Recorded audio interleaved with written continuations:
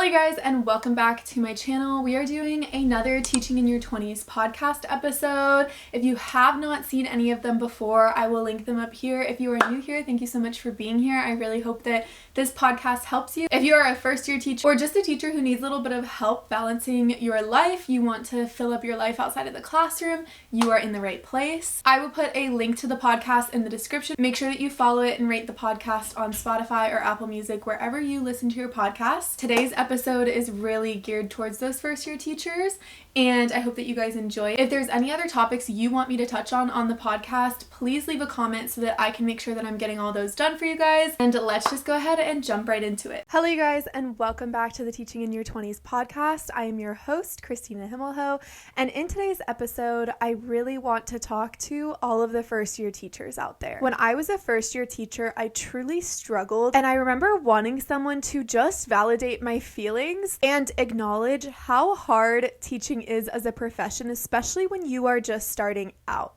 I also now have 3 years of teaching experience, and I had done an episode called Dear First Year Teacher on the podcast before.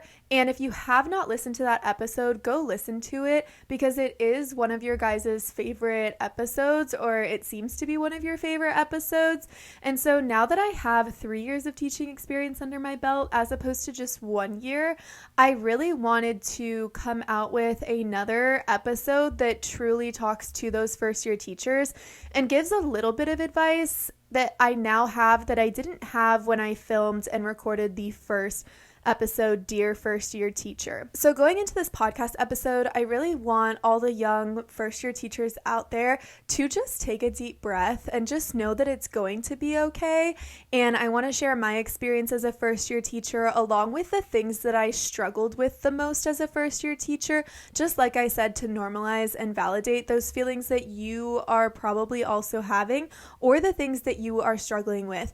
Now, my first year teaching is probably very different than what your first year teaching looks like, and we'll get into that. I will give my background as to what my first year teaching looked like. And I also do want to mention that if you're changing grade levels, I feel like that also feels like you are a first year teacher again, which is the experience that I had when I made the switch from kindergarten to fourth grade. I really felt like I was back in my first year teaching kindergarten, and just like I had no idea what I was doing. Obviously, our experiences are going to be different, and there are a lot of factors that play into how your first year of teaching goes, or really in general, just how any year of teaching can go. I feel like it's always different depending on your group of students, your admin, what type of school you're teaching at, all of that good stuff. But let's go ahead and just dive right into kind of those things that I wish I would have been told when I was a first year teacher.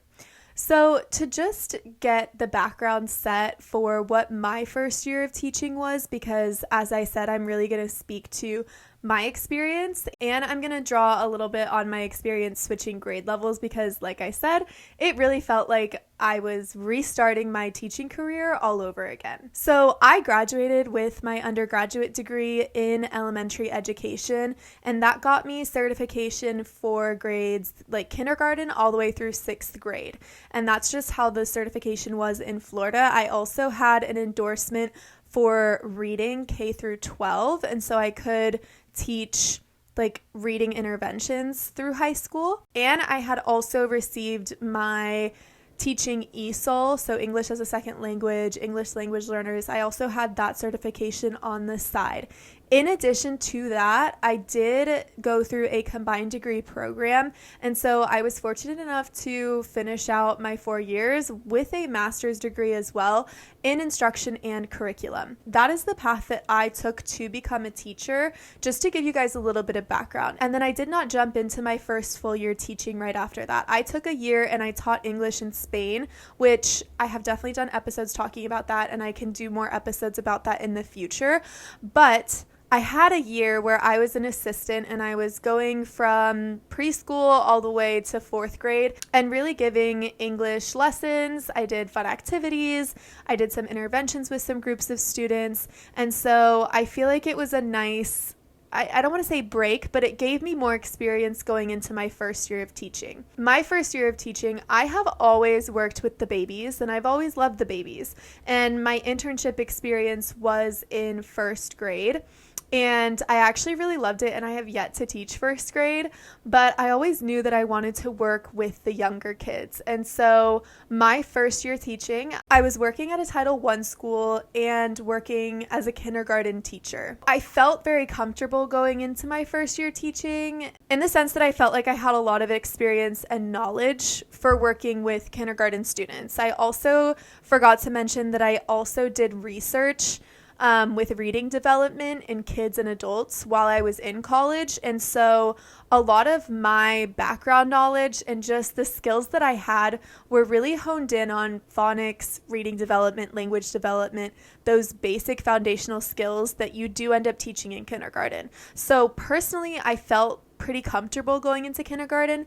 And I also, since I feel like I knew I wanted to be a teacher from a young age, in the summers between college, I worked at a summer camp and again worked with that young population of students. So like preschool to kindergarten is where most of my experience lied. And so it made sense for me, and it made me feel good going into my first year teaching that I was working with that same population of students. So if you are going into your first year teaching, you haven't taught yet, or you're trying to decide what you're going to teach, or you're in college and you're listening to this, I do recommend working with a grade level that you feel comfortable with if possible. I know that not every single state is like Florida, where they are just begging for teachers, like they need teachers all the time. And so I feel like I had a choice in what grade level I wanted to teach. I know that that's not always the case, but I did really appreciate that my college program prepared me for the grade level that I wanted to teach, because we also were able to choose what grade we wanted to do for our internship,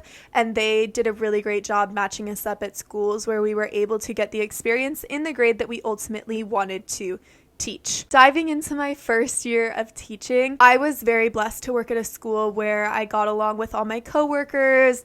I really loved my admin team and the specials team, which were like the PE teacher, the art teacher.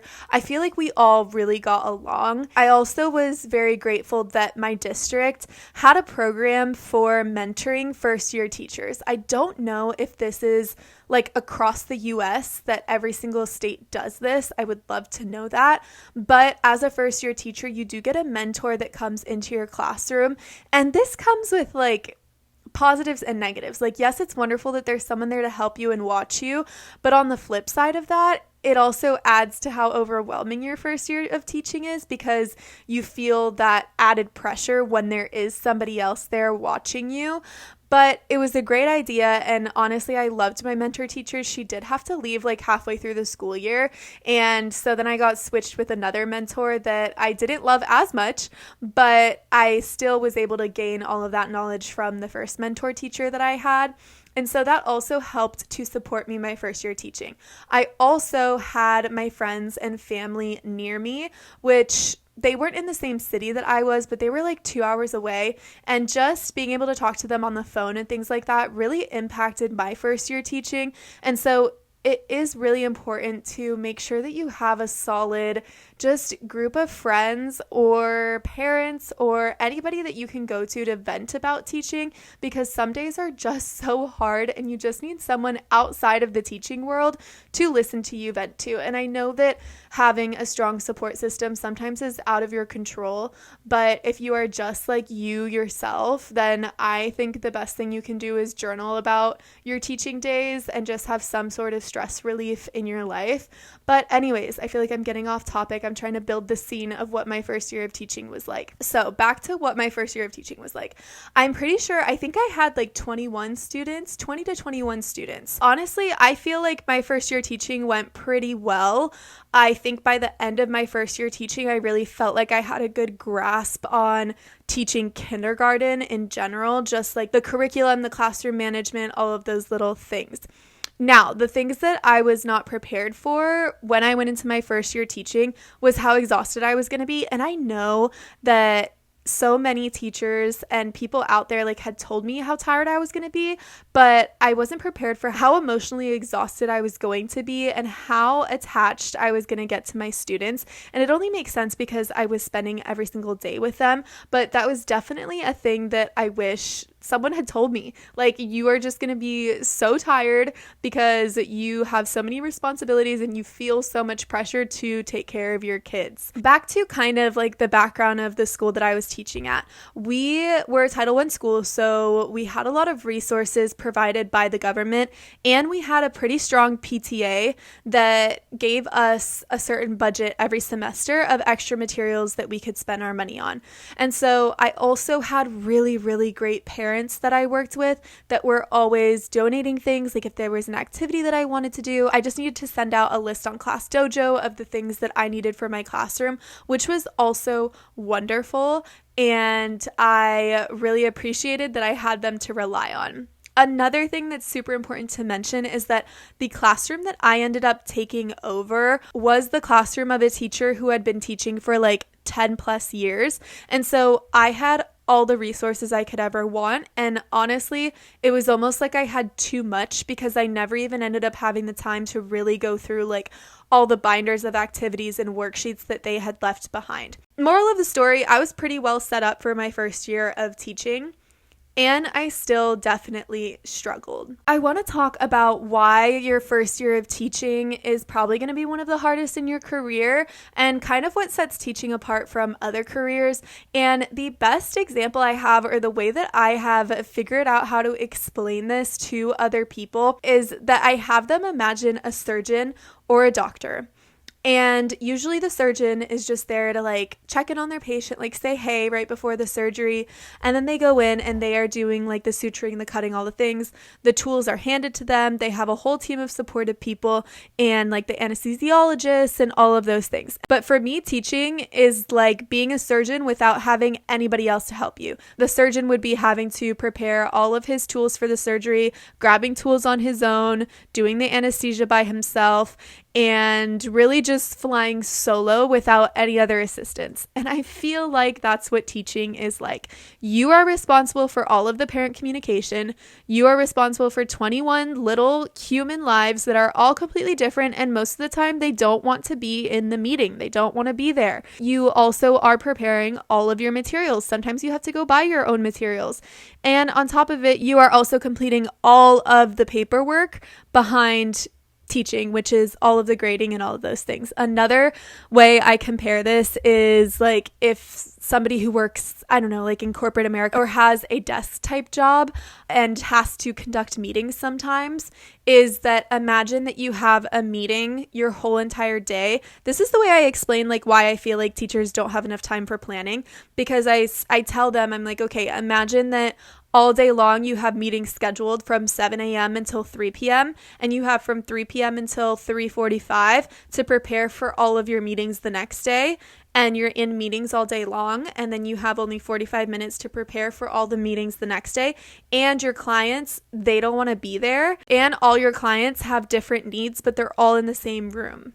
So that's the way I explain it, because I just feel like it's so hard for people who are not teachers to understand why our first year teaching, or just teaching in general, is so hard and so challenging and just feels overwhelming. It's not that the work is too hard, it's just that sometimes there is too much, and that causes you to feel very stressed as a first year teacher. And I think especially all of the unknown that goes into being a first year teacher, because it's the first time you're doing any of this and you're pretty much thrown into the deep end, which is very different from a lot of other professions where you are slowly built up to having all of the responsibilities. You know, you start at an entry level job position, and then over the years, as in like 10, 15 years, then you can finally get up to like, I don't know, the manager, president, like those types of roles, like vice president roles. But with teaching, we don't have the hierarchy of that. And so like, yes, we have teacher assistants, but from assistant to lead teacher is a super big jump in responsibility. And you don't necessarily have that much time to really learn how to balance all of those things. And so that's why it feels so much like you're just thrown into the deep end, because every single task that you have to do, you're doing it for the first time on your own. And another really hard part of teaching is that it's really hard to be trained on differentiating instruction and handling behaviors in classrooms because you need to be there with those students and learn how those students function, what those students' lives are like, what their interests are like, in order to implement different strategies that are going to help those students succeed. So I guess what I'm saying is that it's really hard to prepare for your first year teaching because there's just so much unknown. There's a lot that you can't do, especially I know people will ask, oh, like, what should I do over the summer to prepare for my first year teaching? I'm like, sleep, rest, relax, take in those last few weeks of freedom and not having to stress about your students.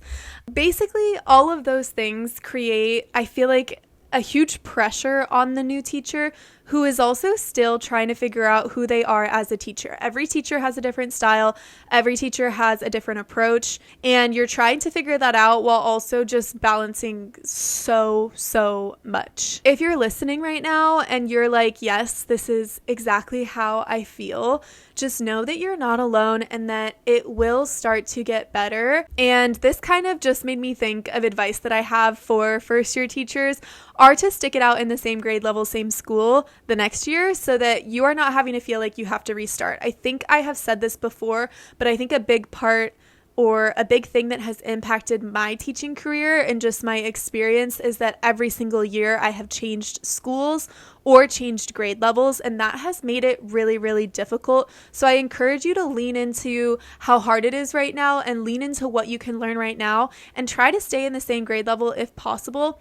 And even the same school if possible. I really believe that it will help a lot because you will feel so much more confident going into your next year of teaching. So I just wanted to add that in there really quickly because I had just thought of it and wanted to share with you guys. So if you are feeling a lot of feelings of self-doubt, what am I doing? I don't know how to do this. I'm not prepared to do this. I do encourage you to listen to the Calm Classroom series, which are the previous 5 episodes that I put out because those really get into like mindset shifts and specific things that you can do to help overcome those feelings of incompetence, basically. Like you feel just like you are not enough. So make sure you go check those out. But right now, like I said, I just really want to talk to those first year teachers and say the things that I maybe didn't hear my first year teaching. Let's start with classroom management and student behavior. This, I think, just overall, all of my years of teaching has been one of the hardest things. This and learning a new curriculum, which I will talk about next. But classroom management has got to be one of the hardest things as a new teacher, or I think just as a teacher in general. That is what can make teaching feel so difficult and feel so exhausting, is how smoothly your classroom is running. So the first thing that I'm going to say is if you are a new teacher, procedures and routines, having those set down and being super strict about those routines and procedures is so crucial and important for success in your classroom and just to make things feel less disorganized and make your day go smoother. And when I say being strict, I really want to talk about how sometimes my first, second, even third year teaching, I would let things slip. And especially students who were always following those expectations, I would find myself being like, oh, it's fine. Like you can go do that. Like go do this for me. I know you can handle it.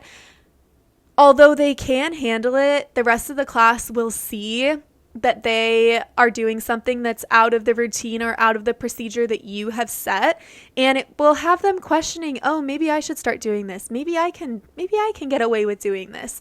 And so just making sure that you're super strict, even with the students that you really know are always following those routines, just make sure that they continue following those routines. And especially as a first year teacher, I didn't really know what that looked like or sounded like. I really encourage you to talk to your team and especially your team leader in asking any questions or doubts you have about classroom management, because they have so much more wisdom than even I do, especially if they've been teaching for longer and in the same grade level. One of the things that I will say is that when you are handling student misbehavior, students who are calling out, things like that, the number one thing is to remain calm and use de-escalation strategies. So if you're struggling right now with behavior management, I encourage you to look up some de-escalation strategies, because those are the things that really helped me my first year teaching, and it'll give you and give me kind of a format for how I can word my questions, how I can interact with my students in a way that does not escalate their behavior, but instead gets them calmed down and focused on the task at hand. And I will say that at the very beginning, it is really hard because you don't really know your students that well yet. But once you get to know your students more, these adjustments will come a lot quicker.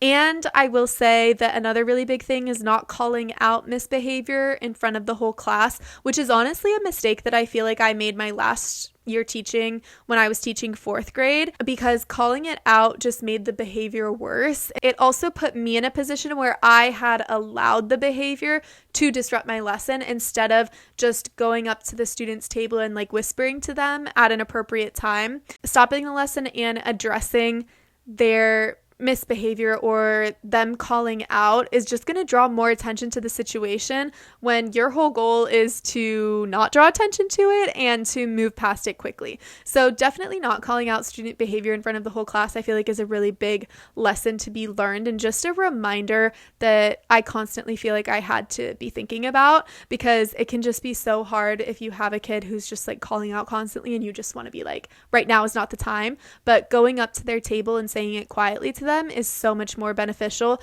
than calling it out in front of the entire class. So the next thing that made my first year teaching really, really difficult, and again, I'm drawing on that experience from changing kindergarten to 4th grade, is the curriculum. As much as I love that we have so many resources, so much curriculum out there, it is so overwhelming. It's like you have so many choices and you have no idea what to choose, and so then you become paralyzed. And in order to help that, my biggest advice for first year teachers: stick to the curriculum. It may feel boring, but until you really get a handle on the curriculum, it is going to feel so much worse and just so chaotic if you are trying to do too many things at once and spending time looking for resources on Teacher Pay Teachers or looking for resources on other educational websites and platforms and trying to do it all. Just stick to what has been provided to you. And even the curriculum that is provided to us, I found this when I taught 4th grade, is that the time frame and the amount of activities that I was supposed to be teaching did not match. I would have to flip through like 20 pages of curriculum for a 30-minute lesson. And I was just thinking, I want somebody from the district to come down and teach this to my class in this 30-minute time frame that they're saying it's supposed to take, because it always took so much longer. And so starting with that base of like those 20 pages, I was not doing every single thing that was in the curriculum book. And this is where you really need to talk to your partner teacher, the teachers on your team, to ask them, hey, what are you actually using from this? Because this feels like way too much for me to even try to teach in a 30-minute lesson. And also just figure out what it is that your students actually need. If they're already really good at summarizing, you can maybe pull one summarizing part from the lesson and really focus in on those other skills that lead to the ability to summarize, or whatever your topic might be. So you are the teacher and you have to trust yourself in knowing what your students really need to be successful. So again, stick to the curriculum. Don't try to do anything crazy unless you feel like you have the extra time, energy, or maybe because someone has provided it for you and they're like, hey, we're doing this now, like this would be fun, and you're like, okay, yeah, it's already prepared for me, I'm good, I can do that. The next thing that I found really hard as a first year teacher was time management and using my planning time wisely. And if you guys follow me on YouTube, I had put out a video my first year teaching of how to plan, and one of the things I really talked about was the whole stick to the curriculum, don't try to do anything fancy. That's definitely one of my biggest mottos as someone giving advice to a first year teacher. And the second biggest thing is making a prioritized to-do list. This is something that I had to do every single year of teaching because, like I said, it's just so overwhelming and you're going to feel like your to-do list is never done, and that's really okay. So I would make a list of all the things that I needed to do because it helped me to calm down and just get all of those running thoughts out of my brain and onto paper. And I actually did like a color-coded system where like I would have the highest priority things in one color, medium, and low. And so I would highlight with all those 3 different colors the things that, really needed to be done and get it color coded. And then I would put it like on my desk or right on my computer, and I would cross out the things as I did them. And so it was really helpful for me each day, because planning time has me irritated, because it's like, yes, you might have 45 minutes, but by the time you drop off your students, you get back to your classroom, you maybe go to the bathroom because you haven't been able to go to the bathroom all day long. You maybe eat a snack because you're starving, drink some water because you haven't had any water. Then you have to go back to pick up your students. Sometimes you only have like 25, 30 minutes. And realistically, that is not enough time to plan for an entire week. This is something that I just wish would change about the teacher's schedule, that I don't know that it will ever change, but it just is something that has never made any sense to me, because the expectations seem unrealistic. Anyways, instead of just complaining about that, I am going to give you guys this tool to help. And just know that if you're frustrated by this, I have always been very frustrated by it too, and it is okay. You're going to figure it out, because everything ends up getting done. So during planning time, I found that I really needed to be doing tasks that didn't require me to use my brain, and were things that I could get done quickly, because I am the type of person that gets irritated when I start something and I can't finish it. And that would happen a lot during my planning time, because like I said, I just end up not having as much time as I want.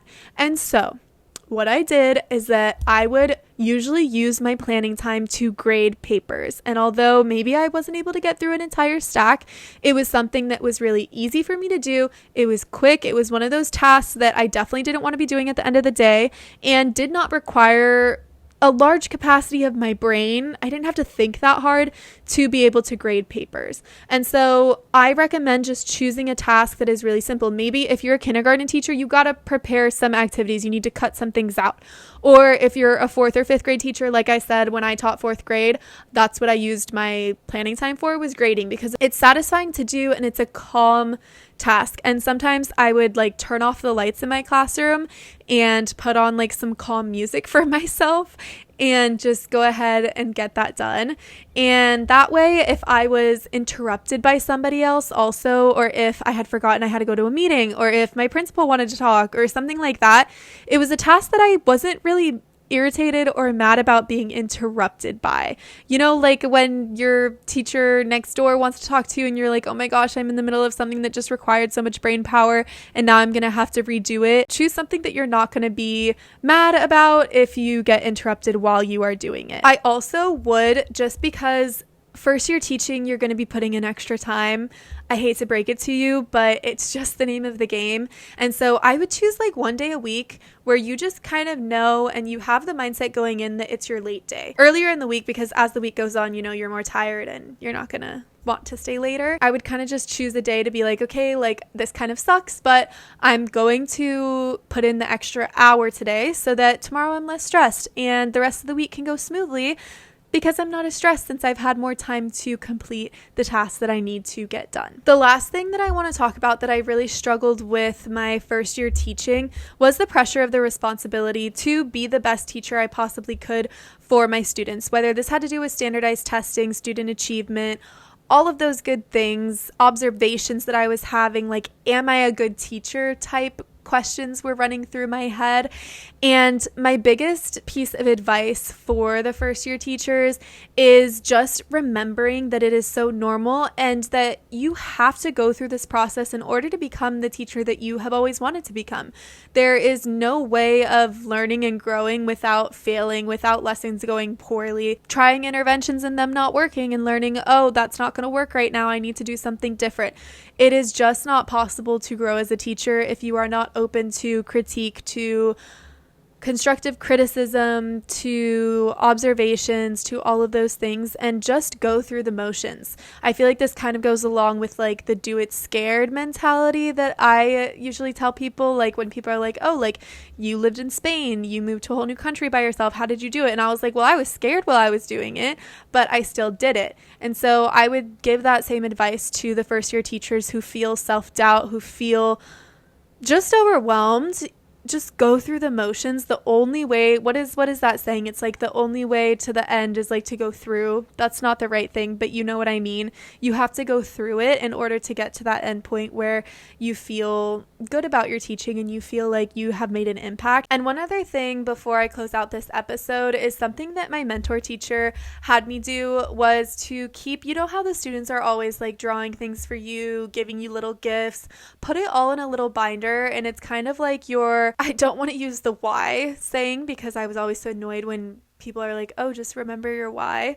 But it kind of is. It's like something good to look at to remind you why you're so passionate about being a teacher and to show you that you are making an impact. Like having the physical evidence in front of you to be able to look upon that, yes, I am making an impact in these students' lives, even if you're not at the point where you feel like you're making a huge academic impact on their lives. You're making an impact on their social lives, their happiness, and just who they are becoming as a person. And that is so incredible. And so being able to look back on that, I just feel like is so important, especially in those really hard moments. And the last thing that I want to say before I close off this episode is to not be too hard on yourself and to let yourself feel all those emotions. If you're really struggling with teaching, let yourself feel it.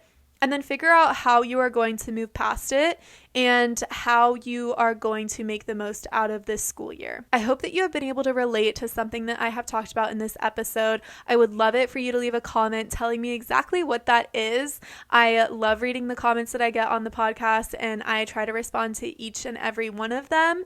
And make sure you are following the Teaching in Your 20s Instagram, TikTok, and YouTube so that you can see the content in all of its forms. I post a lot of extra like little snippets and videos and cute little graphics and reminders on the Instagram. So make sure you are following, and just remember my DMs are always open.